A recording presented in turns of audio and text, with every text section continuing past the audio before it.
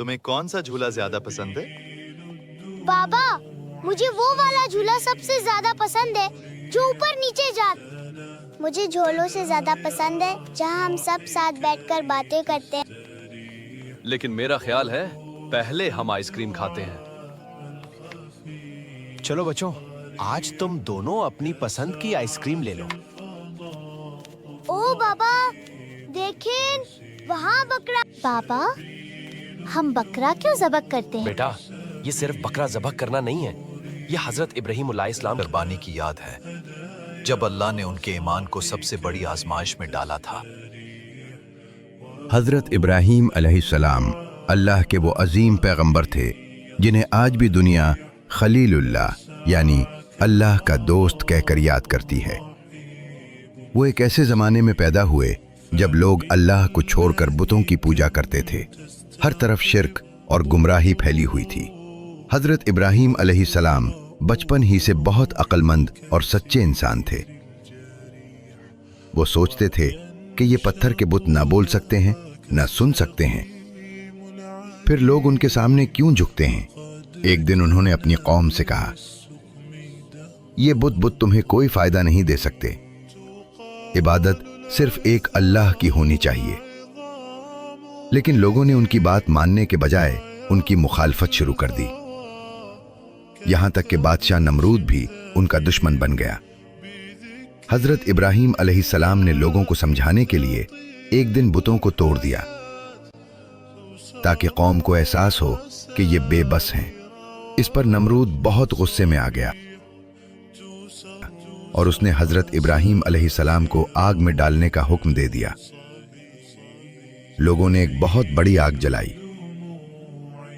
शोले आसमान तक पहुंच रहे थे, लेकिन हजरत इब्राहीम अलैहिस्सलाम का ईमान मजबूत था।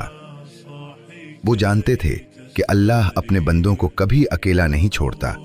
फिर अल्लाह ने हुक्म दिया, ऐ आग, इब्राहीम अलैहिस्सलाम पर ठंडी और सलामती वाली हो जा।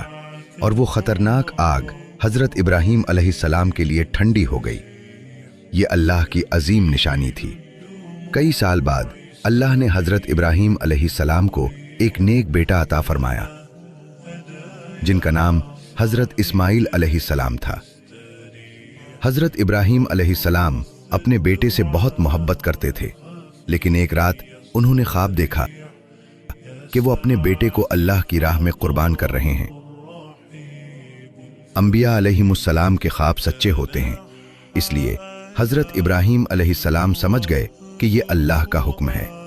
ये एक बहुत बड़ी आजमाइश थी। एक बात के लिए अपने प्यारे बेटे को कुर्बान करने का सोचना भी आसान नहीं था, लेकिन हजरत इब्राहीम अलैहिस्सलाम ने अल्लाह के हुक्म के सामने सर झुका दिया। उन्होंने हजरत इस्माइल अलैहिस्सलाम से कहा, बेटे, मैंने ख्वाब देखा है कि मैं तुम्हें अल्लाह की राह में कुर्बान कर रहा हूं, तुम्हारी क्या राय है?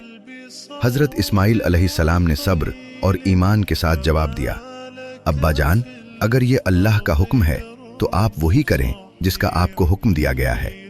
इंशाअल्लाह आप मुझे सब्र करने वालों में पाएंगे। फिर वो दोनों अल्लाह के हुक्म पर अमल करने के लिए तैयार हो गए।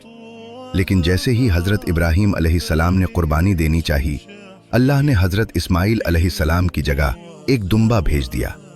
इस तरह अल्लाह ने उनकी कुर्बानी कबूल फरमा ली। ये वाक़या हमें सिखाता है कि असल कुर्बानी सिर्फ जानवर ज़बा करना नहीं, बल्कि अल्लाह के हुक्म के सामने अपनी ख्वाहिशात और मोहब्बतों को कुर्बान करना है। ईद उल अज़हा हमें याद दिलाती है कि जो इंसान अल्लाह पर मुकम्मल भरोसा करता है, अल्लाह उसे कभी तन्हा नहीं छोड़ता। बाबा, अल्लाह कुर्बानी क्यों करवाता है? अल्लाह सिर्फ हमारा दिल देखता है बेटा। कुर्बानी हमें अल्लाह की अताअत सिखाती है। सच्चा मुसलमान कभी पीछे नहीं है। तो हजरत इब्राहीम ने अपने बेटे से भी ज्यादा अल्लाह से मोहब्बत की थी। और हजरत इस्माइल ने भी फौरन अल्लाह का हकम मान लिया था। असल कुर्बानी अपने नफ्स और बुरी आदतों को छोड़ना है। इस साल मैं अपनी गलत आदत कुर्बान करूंगा। और आप इस ईद पर कौन सी बुरी आदत कुर्बान करेंगे? अगर कहानी पसंद आई तो लाइक करें और चैनल को सब्सक्राइब करना ना भूलें। अगली कहानी में फिर मिलेंगे। اللہ حافظ.